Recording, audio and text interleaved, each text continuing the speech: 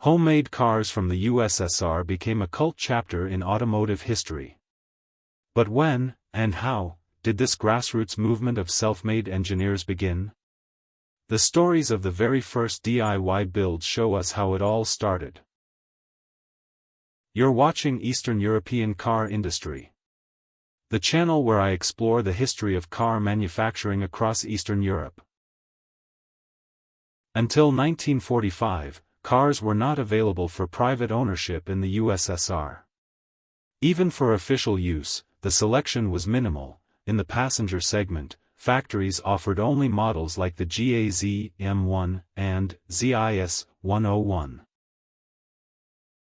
So it's no surprise that the homemade car movement began during those years.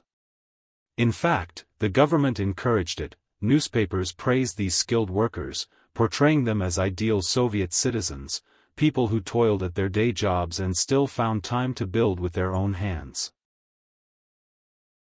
Carapet. The Carapet was an experimental model of a cycle car, an ultralight microcar with a motorcycle engine, built as a one-off prototype at Nami in 1925. The name Carapet is an acronym formed from the initials of its creators, D. Karelsky and I. Petrov. Its streamlined two-seat body was built on a wooden frame that mimicked the shape of an airplane wing. According to records, the car was assembled using parts from various imported vehicles. The 0.5-liter motorcycle engine was mounted in the rear. Instead of a traditional transmission, a planetary gearbox from the Ford Model T was used. There was no differential. The car weighed just over 16 pounds, about 256 kilograms, so even with a modest 6-horsepower engine, it could reach speeds of 60 versts per hour, approximately 64 kilometers per hour. The spoked wheels had a diameter of 26 by 2.5 inches. The Carapet was presented at the VSKHV exhibition as a homemade vehicle. Some early three-wheeled designs were also mentioned in the press, including OKTA, an acronym for Experimental Design of a Three-Wheeled Car, and the Miklian. Both were built using worn-out parts from imported motorcycles. OKTA. The OKTA, built in 1933 by Kershevsky from Novocherkassk, was originally a single-seater, later modified to fit 2 passengers. This three-wheeled vehicle had a single rear drive wheel, which was also the only one equipped with a mechanical brake. It was powered by a 0.5-liter engine from a British Rudge, or BSA, motorcycle. Weighing just 236 kilograms, the car could reach speeds of up to 60 kilometers per hour. Miklian. The Miklian, a three-wheeled car built by Mikhailov from Kuibyshev, had a unique layout, with a single steerable front wheel. Its frame was adapted from a decommissioned Nami 1, along with several other parts from the same vehicle. The front wheel was from a motorcycle, while the rear wheels came from a GAZA.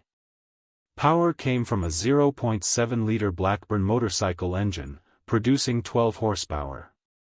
The wheelbase was 2,030 mm, and the front suspension was based on a motorcycle design with added rubber elements. The Miklian could reach a top speed of 80 km per hour. I also have a photograph from 1934, showing a homemade car from Kiev. Unfortunately, I haven't been able to find any information about this vehicle. But the design is certainly interesting and stands out among early Soviet DIY creations. One more curious find is a photo of a children's car, built in 1928 by a worker named Burtsev for his own kids. It featured pneumatic tires and was powered by a 1-horsepower motorcycle engine, reaching speeds of up to 24 kilometers per hour. These early Soviet homemade cars tell a fascinating story, not just about engineering, but about creativity, passion, and the will to build, even with limited resources. From the streamlined Carapet, to the three-wheeled OKTA and Miklian, to a custom-built children's car, these vehicles were more than transportation. They were personal projects, statements of independence, and sometimes even works of art. Hammer and Wrench. I'd love to hear what topics you'd like to see next, maybe rare factory prototypes, forgotten Eastern European brands, or more DIY garage legends? Backhand index pointing down. Leave a comment, let me know what you think, and don't forget to like and subscribe if you want to dive deeper into the hidden history of the Eastern European car industry. Thanks for watching, and see you in the next episode.